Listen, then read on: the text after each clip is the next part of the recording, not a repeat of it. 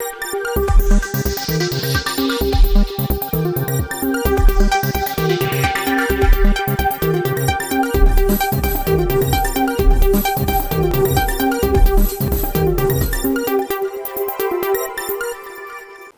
ഇളയോര വിശേഷങ്ങളിലേക്ക് സ്വാഗതം. സംസ്ഥാനത്ത് വൈദ്യുതി ഉപയോഗം റെക്കോർഡ് കടന്ന സാഹചര്യത്തിൽ വൈകിട്ട് 6 മുതൽ രാത്രി 11 വരെ ഉപയോക്താക്കൾ സ്വയം നിയന്ത്രണം പാലിക്കണമെന്ന് KSEB അറിയിച്ചു. 18-ന് വൈദ്യുതി ഉപയോഗം സർവകാല റെക്കോർഡായ 117.16 ദശലക്ഷം യൂണിറ്റിൽ എത്തിയിരുന്നു. വൈകിട്ട് 6-നും 10-നും ഇടയിലെ വൈദ്യുതി ആവശ്യവും ചരിത്രത്തിലാദ്യമായി 6033 മെഗാവാട്ടായി. പ്രതീക്ഷകൾക്കപ്പുറമുള്ള വർധന വൈദ്യുതി പ്രസരണ വിതരണ ശൃംഖലയെ സമ്മർദ്ദത്തിലാക്കിയിട്ടുണ്ട്.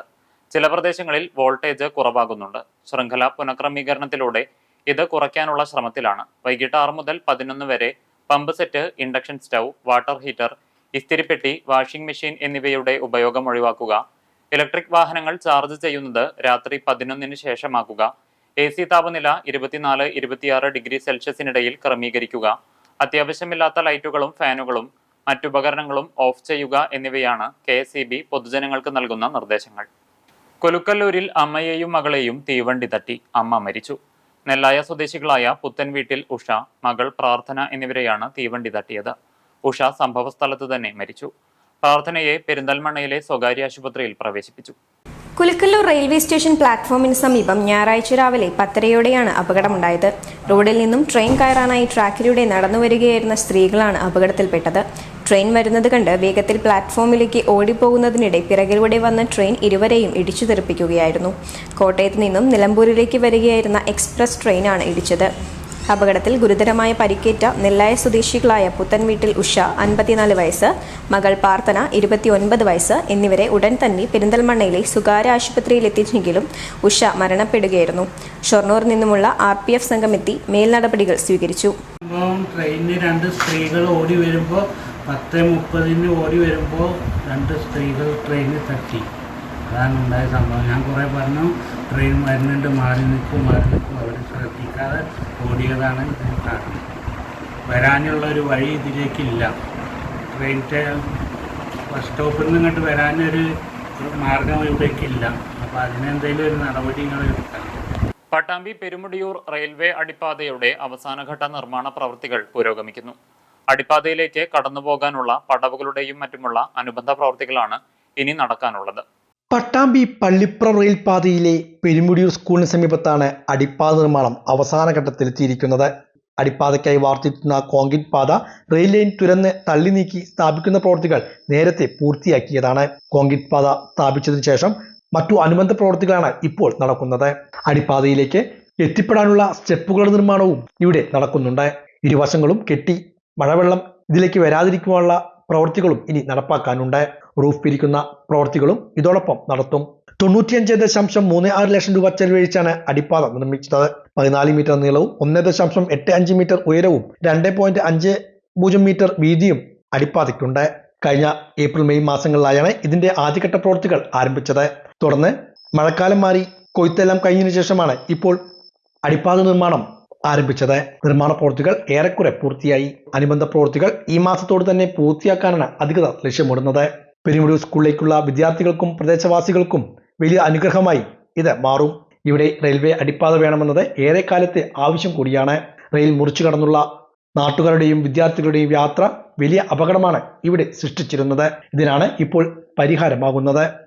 താലൂക്ക് ലൈബ്രറി കൗൺസിലിന്റെയും ആറങ്ങോട്ടുകര വിദ്യാഭൂഷണി വായനശാലയുടെയും സംയുക്താഭിമുഖ്യത്തിൽ താലൂക്ക് തല എഴുത്തുകാരുടെ സാഹിത്യ സംഗമം നടത്തി.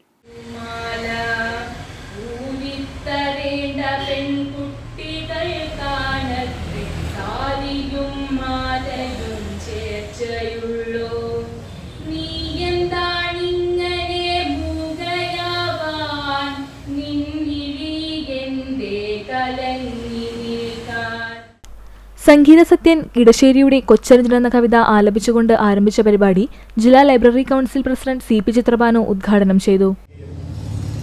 ഓരോ എഴുത്തുകാരനെയും പരസ്പരം അറിയുകയും അവരിൽ നിന്ന് സ്വീകരിക്കേണ്ട എന്തെങ്കിലും ഉണ്ടെങ്കിൽ സ്വീകരിക്കുകയും അവരിൽ എന്തെങ്കിലും കുറവുണ്ടെങ്കിൽ അപ്രിയമില്ലാതെ തന്നെ അവരെ ബോധ്യപ്പെടുത്താൻ ശ്രമിക്കുകയും ചെയ്യുക എന്ന് പറയുന്ന സൗമനസ്യത്തിൻ്റെയും സഹൃദയത്തിൻ്റെയുമായ ഒരു ലോകം ഇന്ന് മാറ്റിപ്പോവുകയാണ്.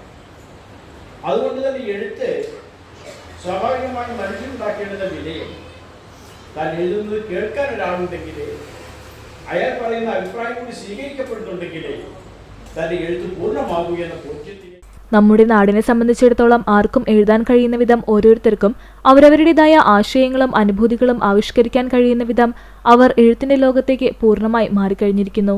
വലിയ എഴുത്തുകാരെന്നോ ചെറിയ എഴുത്തുകാരെന്നോ മഹത്തായ കൃതികളെന്നോ തിരസ്കരിക്കേണ്ട കൃതികൾ ഏതൊക്കെയെന്നോ വ്യത്യാസമില്ലാതെ എല്ലാവർക്കും സാഹിത്യരംഗത്തെ ഒരുപോലെ പ്രാപിക്കാൻ കഴിയുന്ന ഒരു പുതിയ ജനാധിപത്യ അവസ്ഥയാണ് നിലനിൽക്കുന്നതെന്ന് ഡോക്ടർ CP ചിത്രഭാനു പറഞ്ഞു. താലൂക്ക് ലൈബ്രറി കൗൺസിലും വിദ്യാപോഷിണി വായനശാലയും സംയുക്തമായി സംഘടിപ്പിച്ച എഴുത്തുകാരുടെ സാഹിത്യ സംഗമം ഉദ്ഘാടനം ചെയ്തുകൊണ്ട് സംസാരിക്കുകയായിരുന്നു അദ്ദേഹം.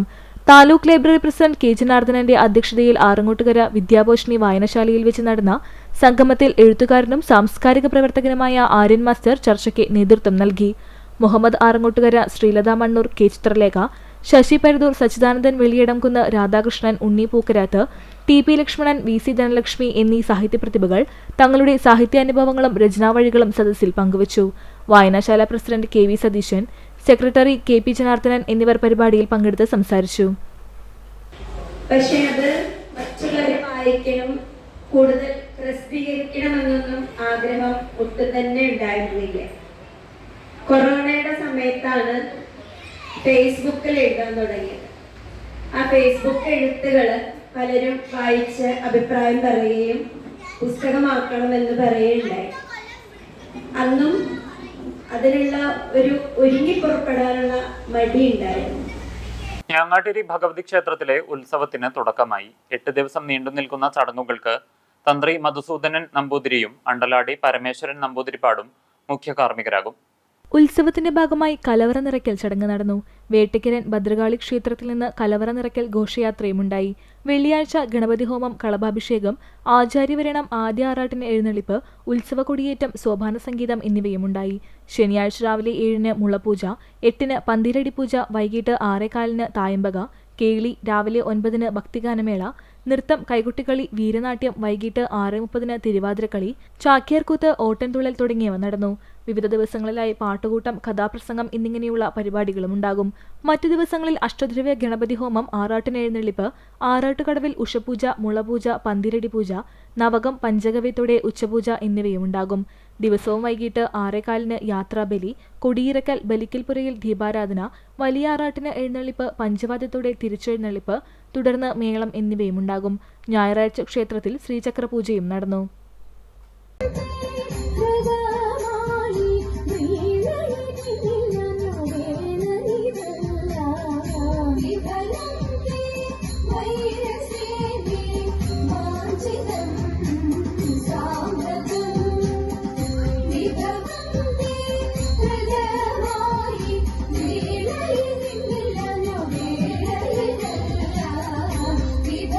പട്ടാമ്പി ശങ്കരമംഗലത്ത് വീട്ടുവളപ്പിൽ മരിച്ച നിലയിൽ കണ്ടെത്തിയ ആളുടെ മൃതദേഹം പോസ്റ്റ്മോർട്ടത്തിന് ശേഷം ബന്ധുക്കൾക്ക് വിട്ടുനൽകി.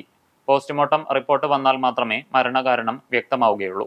പട്ടാമ്പി ശങ്കരമംഗലം തോട്ടുങ്ങൽ സിറ്റി പുലാമന്തോൾ വളപ്പിൽ ബഷീറിനെയാണ് കഴിഞ്ഞ ദിവസം വീട്ടുവളപ്പിൽ മരിച്ച നിലയിൽ കണ്ടെത്തിയത്.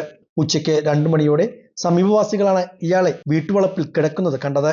ഉടൻ തന്നെ പട്ടാമ്പി താലൂക്ക് ആശുപത്രിയിൽ എത്തിച്ചെങ്കിലും മരണം സംഭവിച്ചിരുന്നു. മരണകാരണം വ്യക്തമായിട്ടില്ല. സൂര്യാഘാതമാണോ മരണകാരണമെന്ന് പോസ്റ്റ്മോർട്ടം ഉൾപ്പെടെയുള്ള നടപടികൾക്ക് ശേഷമേ വ്യക്തമാവുകയുള്ളൂ. മൃതദേഹം പട്ടാമ്പി താലൂക്ക് ആശുപത്രിയിൽ നിന്നും പാലക്കാട് ജില്ലാ ആശുപത്രിയിലേക്ക് മാറ്റി പോസ്റ്റ്മോർട്ടം നടപടികൾക്ക് ശേഷം ബന്ധുക്കൾക്ക് വിട്ടുകൊടുത്തു. പോസ്റ്റ്മോർട്ടം റിപ്പോർട്ട് പുറത്തു വന്നെങ്കിൽ മാത്രമേ മരണകാരണം വ്യക്തമാവുകയുള്ളൂ. ഫാത്തിമയാണ് ഭാര്യ. ഷാജഹാൻ, ഗഫൂർ, ഷാഹിദ, ഫബിത എന്നിവർ മക്കളാണ്. ഇതോടെ നിളയോര വിശേഷങ്ങൾ സമാപിക്കുന്നു. നമസ്കാരം.